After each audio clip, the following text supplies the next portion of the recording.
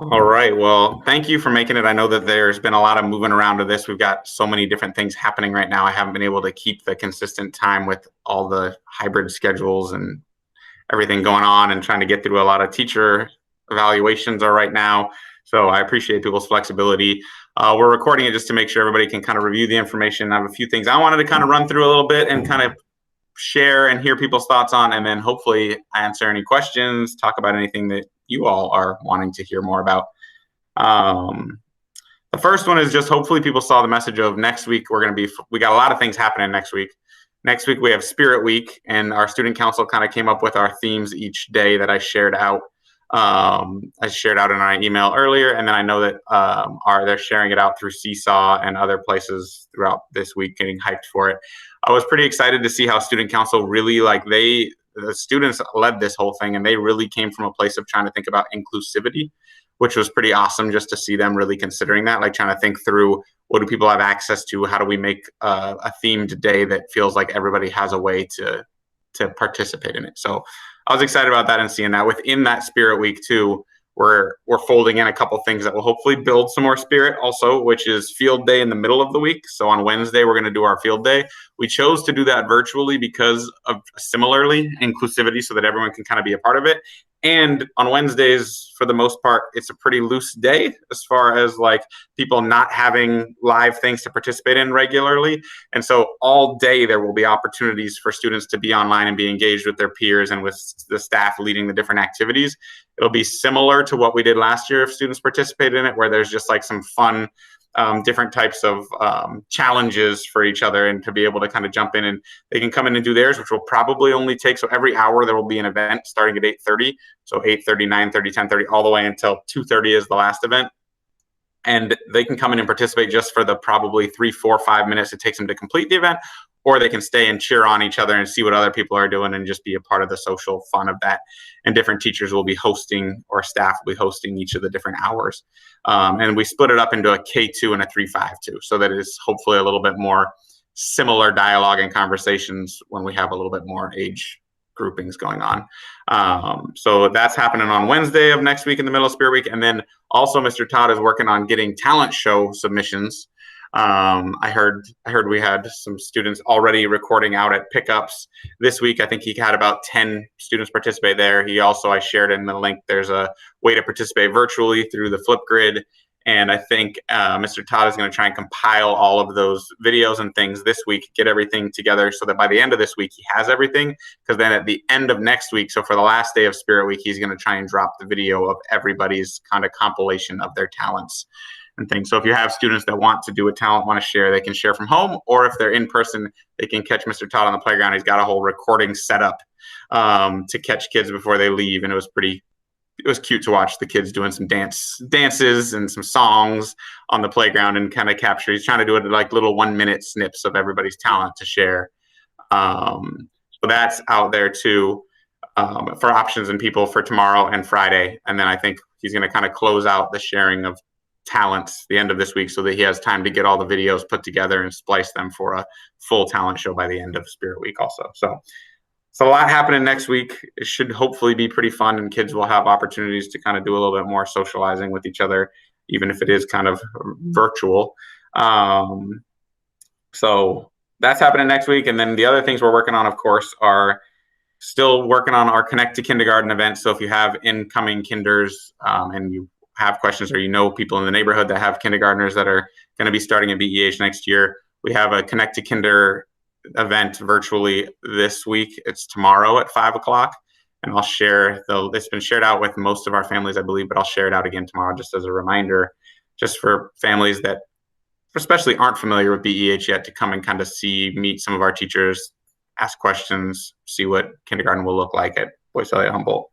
And then we're of course working on planning out our 5th grade promotion and our kinder promotion as we kind of get into the end of this year, and trying to figure out how we do those. And it's feeling like we're not going to be able to still get to a place of being able to do a full promotion in person, even if it's outside, just because of what's kind of been going on as far as restrictions and things. And the district kind of pushing on that, but we are going to try and do something a little bit more than what we did last year, where we can hopefully do more of a walk-through event versus a drive-through event, and have some stations and some things to do, and try and put together a similar video promotion that we did last year. I'll see what I can do as far as getting you a blurb, Alan, as far as for the Connect to Kinder. I know that the district has put out tons of them and shared it out, and then just linked it to what your school is, but I can see if we can create one too that we could share out also. Could be just real short. Yeah, I can do that. So those are some of the, and then the other thing we're working on is trying to get our current first graders, and look, Miss Lauren's here for this too, our current first graders to kind of get their fish figured out for this year, because we want to try and get, when they didn't get to do their fish at the end of last year, where Miss Kelly got all the fish cut already from one of our former parent volunteers and everything. I took them all home. I'm going to take primer home and prime them all. And then we're going to try and expedite the process a little bit by having kids, when they do their designs in class, so they'll design what they want their fish to look like within class, but then identify what their base color will be. And so then we're going to, once I bring the fish back primed, we're going to have staff put the base color on for them, so that the base color is then dried, and then they can come and just add the design and make the fish their own. So we're just taking that one step out, because it's with only 2 hours and 15 minutes and just the social distancing challenges, we're going to try and make it be like a one day we can get the fish painted and everything and do like an outside event. So we'll be working with parents and PTA around helping with some volunteers outside about doing some of the stations and getting some of that rolling. And I know PTA is going to support us with some of the paint purchasing and things to get that going. But our hope is to get the fish done for our current first graders in the spring, so in the next few weeks. And then our current kindergartners we're going to do in the fall, so when they're in first grade. So this is good, because first grade is going to get practice going through this process, which Lauren, I think, already has some experience with it when she was in kinder. But then we'll do it again in the fall with the first graders that were kinders, so that then we can get ourselves back on cycle for next year's kinders to do it in the spring and not have to kind of catch up. But it was just too hard to think about doing all of kinder and all of first in the spring, because there's a lot of those students. And that parent who is so gracious to volunteer their time to cut 70 fish for the current first graders, I had a hard time asking him to cut 135 in this time, especially with the price of lumber going up so much, and trying to get PAR to donate that is something that felt like a bit much to ask right now too. So Kevin, what's up, Fiona? I was just going to say, do you need help? I know you said you need help from parents with the stations and all that. Do you need help painting those fish? Possibly. I'll check and see is kind of where we're at once we get the student kind of base colors and things and figure out that definitely could be something that we might be able to look at and see how we could set up like a day outside and set up all the fish and have parents come in and help paint the base colors for which one's which as we get that coordinated. Yeah, that's a good idea. I didn't think about that. Yeah. I mean, I think, I bet David would too. I'd say we'd be in. I'd like to paint a fish. Sounds nice. Yeah, and then after we get, because then if we can get the base colors painted and dried, then we can have a day where the kids come in and do all their designs on it that they created, and then we'll let that dry. And then, because then there's also another step after that where we got to seal them all.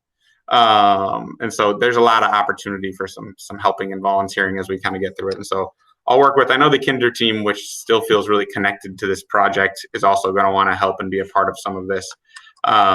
So I'll just connect with them and see what makes the most sense and how we can coordinate support and volunteering for that. Those are some of the things that came off the top of my head. The other thing, I guess, is just summer school. What we're doing today actually is finalizing kind of our looking at our assessment data for academics and finalizing our list of students, because we get to select about 15 students per grade level for summer school opportunities, but it's based on academic need and trying to close gaps. And so we're going to be reaching out to our first 15 students at each grade level to see if we can get commitments to coming to every day and participating in the programming. And then we'll move down the list if we have students that are not able or not able to commit to summer school, and see where we get to as far as trying to get, as we want every slot being utilized by BEH students, and we want to make sure that they're every day. And so that's a big conversation for us, because sometimes our students that are struggling more academically also struggle with attendance. And so it's trying to figure out how do we balance that piece so that the slot is a benefit to our students, not something that will go unused. So we're working on that right now as a school, and we'll start reaching out to families next week around opportunities for summer school and see what thoughts are, and then move our way down the list as we work through that. And then outside of that, all I've heard from the district is that there are going to be a lot of, I'm curious if parents have heard anything. I haven't, as a parent in PPS either, heard anything yet, but I've heard these rumblings of, certificates and things for summer enrichment outside of what PPS is offering. But I feel like I haven't seen that come to fruition yet. So I don't know if any other people have heard that, because it'd be helpful for me if you've heard any of those things too. I haven't seen anything yet. Okay. And I mean, my curiosity is, even if they do have those, what's going to be the availability and slots for that if everybody's getting them? Are those programs going to be creating larger programs than usual because of the funding that will be there? I'll be curious to see. But if I hear anything, I'll definitely share it out. I haven't heard anything yet in detail. Are there things that I missed, or things you all want to talk about, or you have questions on?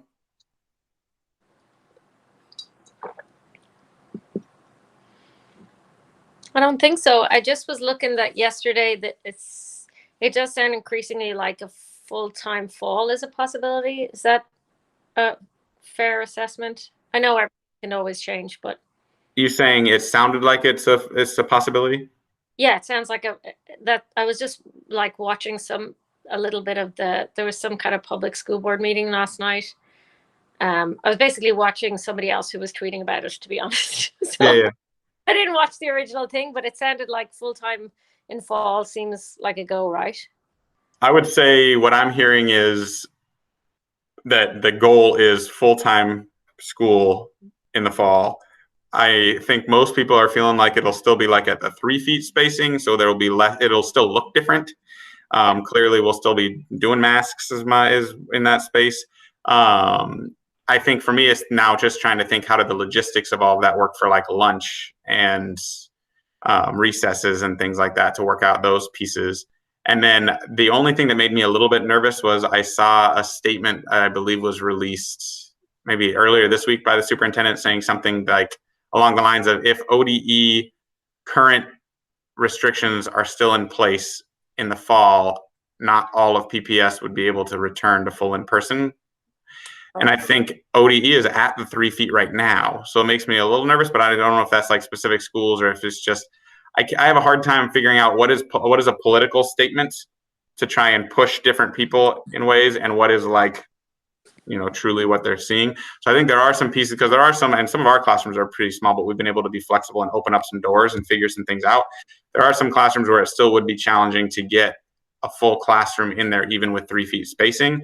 But I think in our building, we can figure it out, as long as we just have to do like we did now, which is take out all of the like group type tables and move out as much as possible, which is challenging because it also is not the best way kids learn, but it's figuring out how can we, I think getting kids in full days is what the priority is.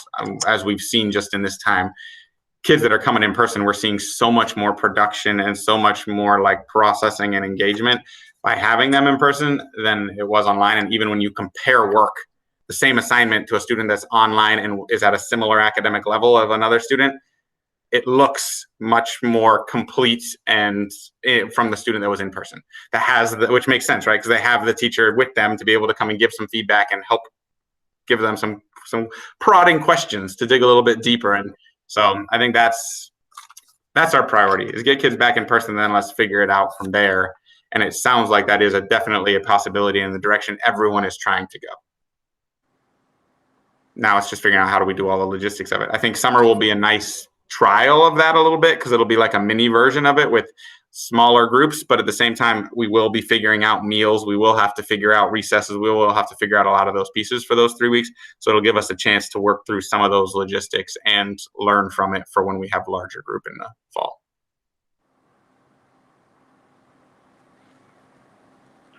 I'm expecting a good chunk of kids will get vaccinated by Thanksgiving. Yeah, and I think I think that's going to be a big piece, right? Is as that becomes more available to students, I think we will have more families and students that are getting vaccinated, which will bring our overall population vaccine rate up to a point where we can hopefully kind of get this under control and not have it be such a fear. Yeah, and everything I've heard is it sounds like they will have one available all the way down to 2 years old by midsummer is what it sounds like. Wow. They committed to September, but I wouldn't be surprised if it's ready before then. That's what I was thinking. Yeah, I think it's a possibility. But from what I've heard is a possibility, it would be like late July. Do you know, Kevin, will they require us to tell, like, will we know vaccination rates for the school like we do on the other vaccinations? It's a good, I don't know the answer to that right now. I would assume that yes, that will be public knowledge as far as what vaccine rates look like, similar to what the others. I think there will still be, just like with all the other vaccines, there will still be the avenue for people to opt out, like through religious exemption or other things. And I assume it will be a similar process. I don't think we're going to be to a place like I think PSU and OSU already said they will require vaccination to be on campus. We're not going to be at that place in public schools in elementary school. But I think we will get closer to what is typical for how many students are not vaccinated on our other vaccines that we've had in the past. And I would assume it would be public, Emily, but I'm not 100%. I haven't heard anything about the plan around that. Yeah, it'll be interesting to see what the numbers are as all this continues to roll out. Yeah.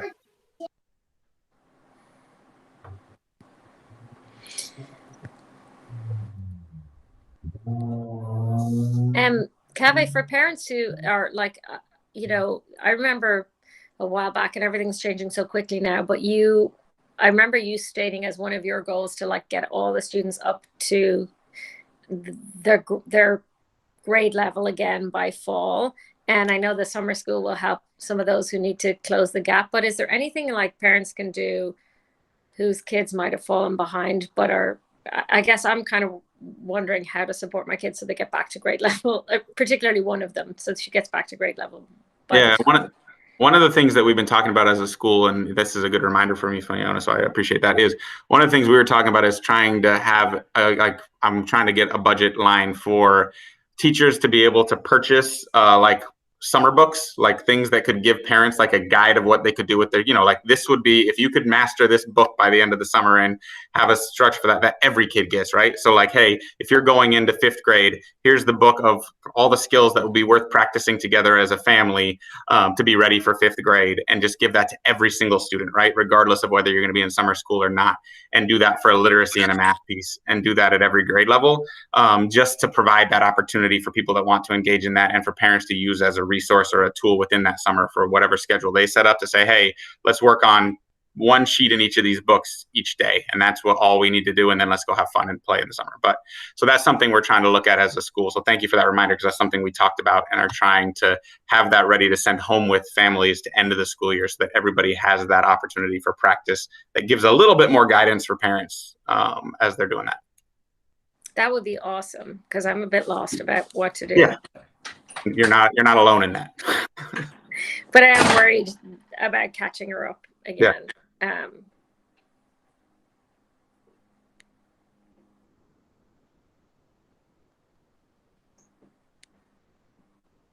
Yeah, so we'll work on getting those ordered so that we can have those ready for the end of the year.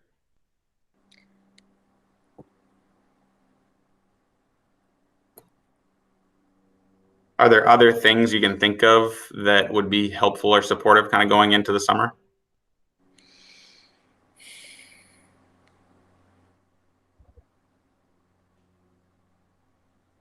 It's so hard to separate the summer from the rest of the year because it's all been so weird. Yeah. Are we going to keep Chromebooks over the summer again? That's a good question. I would like to have that be an option for people, because I think it would be a nice thing to be able to have access to, because I think a lot of those programs continue through the summer because they're year contracts. So that would be another thing that would be a resource for parents. So as long as I'm not told otherwise, then yes, that will be my plan, unless the district wants them all pulled back to figure out what their deal is for getting things out. But I believe we handed out mostly ours anyways. So I think we might be able to have some more control. So I'll follow up on that as far as if there's going to be a district-wide piece or if it's going to be left to school discretion. Because if it's left to school discretion, what I'll try and do is get 5th grade.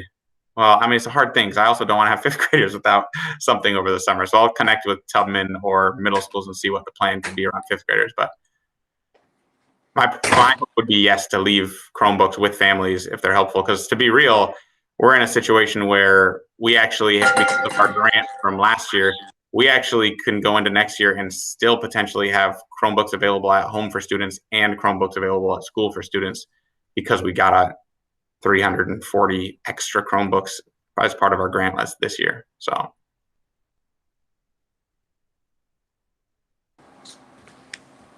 Sorry to make you go over what you already said in the meeting. Just when you mentioned Kinder Connect, that's tomorrow, is it?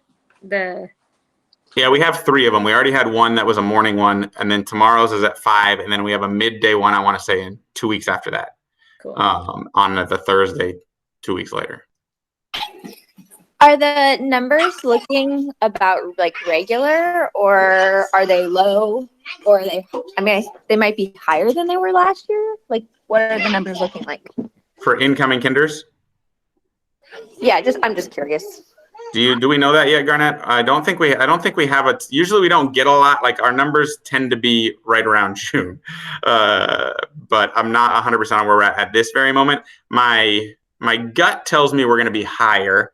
And it's because of the fact that we've had multiple students. Because if you did not enroll in kindergarten last year and you were kindergarten age, you have the right, if you didn't attend at all and never enrolled in kinder, to actually enroll as a kinder the following year. And so we've already had, I think, 3 of those students enroll for next year. So I just have a feeling we're going to have more because of the fact that there's going to be these 6-year-olds that are enrolling this year for kinder, which is not a typical thing. But I don't think we have a very good grasp of our numbers at this moment. Do you know where we're at? So right now we have about 1/3, and that's about what we usually do around now. We have 1 class. So and they're still 20. coming in. Okay. 23. So. Yeah. And I would say we usually are more like 45, 50 by June, like by around the last day of school. And then in the summer, we fill out the rest and we end up with our 3 classes. But also, I mean, yeah, it's definitely a hard recruiting year because you can't have people just come in the building and check it all out. But I don't think we're going to have an issue for next year, especially if we're going to be offering full days in person. Are you worried about the opposite problem? Sorry. What's the opposite problem? Having 89 kids? I'm not too, I mean, at this point, no. And at the same time, I think we are, if we went above, let's say 75, so if we went above 25 per classroom, I don't think I would have a hard time getting an additional teacher added to our building for kinder. We would be one of the priority schools to get that first if other people were not as high as where we were at.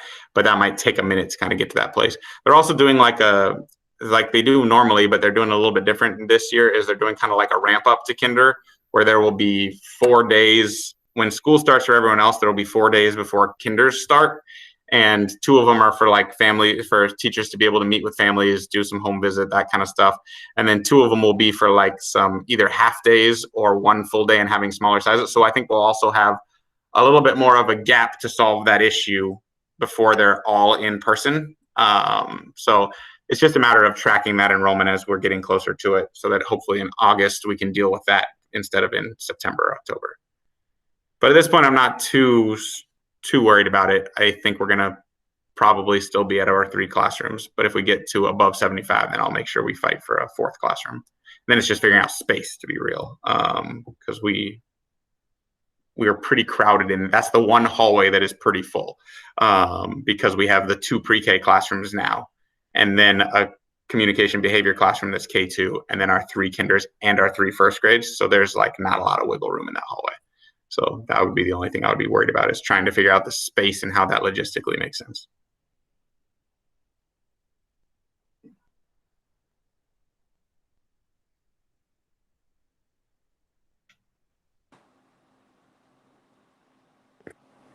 I'm so excited for full-time school next year. So are we. This is not fun for us at all, in the sense, like, it's so amazing to have kids back, but balancing 3 different groups of students, leaves no time to get anything done because you're just bouncing and trying to figure out all these things. So it's, even though it's less time, and it's also less time with students, right? But it actually creates more work than less work. So that's all we want to. But this is way, to be real too, though, to be appreciative, this is way better than when we were fully online. Just being able to see kids and being able to see some of the kids that weren't engaged at all online all of a sudden showing up. Like, we have multiple students we hadn't seen in over a year, and all of a sudden now they're coming every day. So I'm grateful for the fact that we're not still fully virtual, but it is not my favorite way of doing school for only 2 hours and 15 minutes per child. Sorry, just had a minor injury here.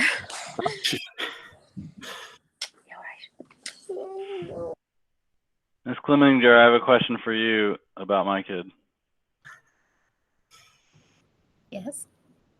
Mary has been asking for harder math. I Yes. don't know if that's something we can make happen. She asks me every day, and I have given her some more difficult math, and she doesn't want to do it. I think it's too hard. So I'm working on that. So she's working on learning how to tell time and how to count coins right now, which I think she enjoys. And then I'm trying to motivate her to do it's like a second grade level thing, and she's not really into it yet, but I'm working on that. Awesome, thanks. Yeah.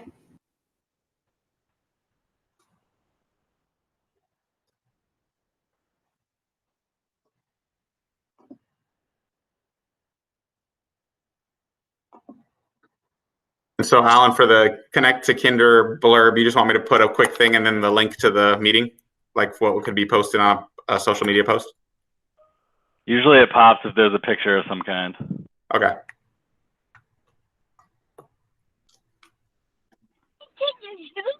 Kaveh, we're gonna jump off. We're headed to the park, but thanks for going over everything. I'll see you guys later. Thanks for coming. Have fun at the park. Thanks. Bye.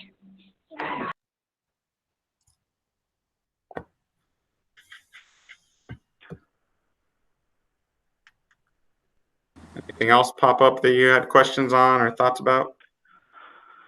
No, really appreciative of, yeah, all the work you all are doing. I can't imagine how difficult all this multi-scheduling has been, but we are really happy to be back in some way. And very excited to be back in a real way. Well, thank you all too. It's been a crazy year. So it's been amazing to, work even more closely with families than ever before. So just seeing how much work goes into it all the way around. So I appreciate everybody. Yeah, I've been talking in the praises of your school a lot. I feel like you were talking about how parents that were transferring in were surprised at how much more work there was. And I feel like I've noticed that Mary has sometimes gone to this daycare where there's kids from a bunch of different schools. And Mary has like twice as many assignments as everyone else. And I'm like, okay. Yeah, no, it's been interesting. It's talking, it's real. No, it's been interesting comparing it. I mean, and we've now had we've had a lot of students recently start joining our school that are in daycares in the neighborhood that are like, wait a second, why is that kid doing this? All right, we're going to figure out how to get into BEH so that we can have a little bit more going on. And then also start sending their kid, because they're like, now we also want to be in person because we see that you have options for in person and you've created some of that flexibility, which has been cool to see. So, I mean, yeah, no, our teachers are working hard, and it's seen when you put it next to a lot of other things. So I'm glad that it's being seen by others too. So. Yeah, also the communication this whole year has been awesome. I really feel like that's been key for us too, to just constantly feel like you're keeping us posted. I know that must be a pain, but it's really helpful. So thank you. Yeah, no, I think that's something that actually is has been a benefit for me, is like when we first went into COVID lockdown in spring of last year, starting that up got me to realize how helpful that is for everybody, of just being able to have a weekly communication that can be that. Not everybody has to access it either, right? I think that was something that before I was kind of like, I don't know how helpful this will be for everybody, but it's like just having it there as a resource has been the feedback I've gotten is that that's been helpful. So that's something I'll continue even when we're back fully in person, is just being able to put out that weekly message sharing what's going on. So I'm glad that it is helpful. No, it's really helpful, and I read it every time. So thank you. Yeah. I definitely think there's a non-zero chance that enrollment will be up a bunch next year, so just keep that in mind. Yeah. I also, I think the enrollment will be up a good amount in kinder especially, but I also am curious to see what happens in other grade levels, because I do feel there's been a lot of, in this year, there's been a lot of different buildings that have opened up too, and we're starting to see some of them start transferring over and start attending now, but I don't think we've seen all of that yet. And I think we're going to see a lot of shifting happening as we get into the summertime and people start realizing like, oh, my kid can be there full time. Let's go and get them enrolled. So I anticipate there being some additions across every grade level next year too.